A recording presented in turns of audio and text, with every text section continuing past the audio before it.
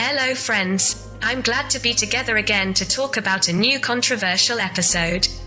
Today we will talk about Mysterious Zone 51, the secret US project. Bob Lazar, I worked on a flying saucer and saw an alien. The secret around the region called Zone 51 has helped fuel several conspiracy theories.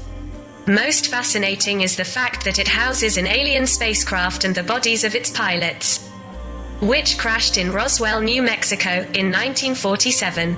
It is the most famous military base in the world, although it does not officially exist. Area 51, the site of secret operations during the Cold War, has long been a magnet for eccentric conspiracy theorists and the extremely curious. While it is unlikely that there is truth in rumors that Zone 51 is a paradise for UFOs and aliens, it is clear that the US government has been preparing something for decades in Zone 51, and it seems that there is a core of truth even in the more speculative speculation. Today, after years of silence, those inside the area reveal their secrets for the first time and expose what is really happening in the most mysterious place on Earth: underground tunnels, hidden enemy planes, secret government documents about UFOs, and not only. However, the United States government does not recognize this. Everything being classified and left out of the eyes of the world. Is Area 51 just a topic for the X-Files series, in which FBI agents Fox Mulder and Dana Scully investigate a possible contact with another world, or do other things happen there? Below is a history of the United States secret project. Area 51 of the Nevada Desert, the birthplace of CIA espionage. Area 51 was the cornerstone of air intelligence for the United States Central Intelligence Agency. This is where the U-2 secret plane was first built in the 1950s, and is where the CIA worked with its military partners to develop espionage platforms. Also here, the most important top-secret projects of the Department of Defense are carried out, classified programs, together with other American intelligence agencies. The US can develop things hidden from the public, and no one knows what is being prepared for dessert. Who founded Zone 51? In the 1950s, President Eisenhower commissioned Richard Bissell of the CIA to find the most remote and secretive place in the United States, where he could work on the U-2 spy plane, far from the eyes of the world. Such is the Soviet Union. Bissell and another colleague made several flights and found the perfect area for the president's request: a secret base in the middle of the Nevada desert, located in an already classified facility, where the government is developing nuclear weapons. An engineer worked on a flying saucer. Area 51 remained hidden from the general public until the late 1980s, when an engineer, Bob Lazar, participated in a local news program and revealed that "I worked on that secret base on a flying saucer." He claimed to have come from outer space. He also said that "I saw an alien." This was when Zone 51 became a fascination for everyone. And in the decades that followed, interest grew sharply around two ideas: the theory that the US military developed a reverse engineering of UFOs and extraterrestrial technology, and the truth about the basis on which the most advanced espionage platforms are developed and tested. Lazar told CBS that Sector 4 of the secret base was underground and connected to Zone 51 by an underground rail system. He had information about the U.S. Air Force Base at Nellis in Las Vegas, the Groom Lake facility, and the Los Alamos Laboratory, the most secretive U.S. military base. It is clear that the most secret classified programs in the United States are designed there. And when astronauts on the International Space Station accidentally photographed Area 51 in space, the government banned him from publishing the images. Thus, the USA recognizes that Zone 51 is the most guarded secret of the American Army, which cannot be revealed to the world. However, although the public has no idea what is going on there is still a company that sees, from a distance, everything that moves in the secret base of the Nevada desert. This is Google Maps, which is one of the few private companies that has been allowed to map Zone 51 facilities, even at high resolution.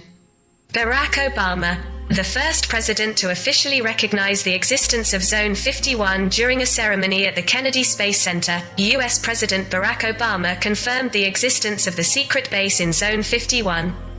in the Nevada desert, in December 2013. This is after in August 2013, Zone 51 was officially recognized by the United States authorities, following the declassification of some CIA documents. In 2013, the US government officially recognized the existence of Area 51. That year, the National Security Archive at George Washington University obtained through the Freedom of Information Act, FOIA, a classified CIA document that revealed the history of the U-2 spy plane.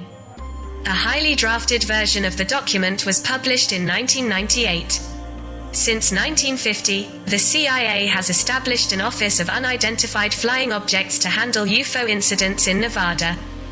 When people first saw the U-2 spy plane, no one knew what it was dealing with. The CIA used that misinformation to their advantage and encouraged alien mythology. According to the report, in 1955, Area 51 was selected to test the U-2 aircraft. Flight tests for that spy plane and other aircraft explained many incidents with UFOs in the region. The U-2 aircraft could reach much higher altitudes than other aircraft at the time. After U-2 began use in 1956, Zone 51 was used to develop other aircraft, including the A-12 reconnaissance aircraft and the F-117 Nighthawk fighter aircraft. UFO phenomena in Area 51, Truth or Fabrication.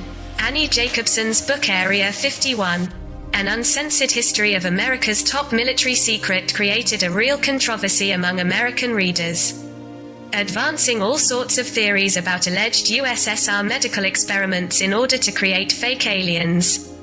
Regarding the Roswell incident of 1947, the so-called collapse of a flying saucer with extraterrestrial beings, the author Jacobson states that everything was a staging set up by the Soviets. The book states that Stalin met with Nazi Dr. Mengele at Auschwitz, responsible for many of the Nazi regime's criminal medical experiments, and offered to work with him to escape execution. Mengele was supposed to perform some medical experiments on some children to create fake aliens, which the USSR later sent to the flying saucers. This theory contradicts the historical truth. When he arrived in Auschwitz in May 1943, Mengele conducted medical experiments that had nothing to do with the creation of fake aliens from humans. His horrific experiments did not show that he had the medical skills to make such transformations. In addition, Dr. Mengele had already fled Auschwitz in January 1945. Before the Red Army arrived there, after being captured by the Americans and hiding in Germany for a while, Mengele took refuge in South America in 1949. Stalin had no interest in plotting with aliens to the Americans, given that he was too preoccupied with obtaining the first Soviet atomic bomb. Moreover, Soviet technology was not so advanced as to create flying saucers at the time. It seems that many books that have been written on the subject of UFOs in Area 51 have been more fiction than reality.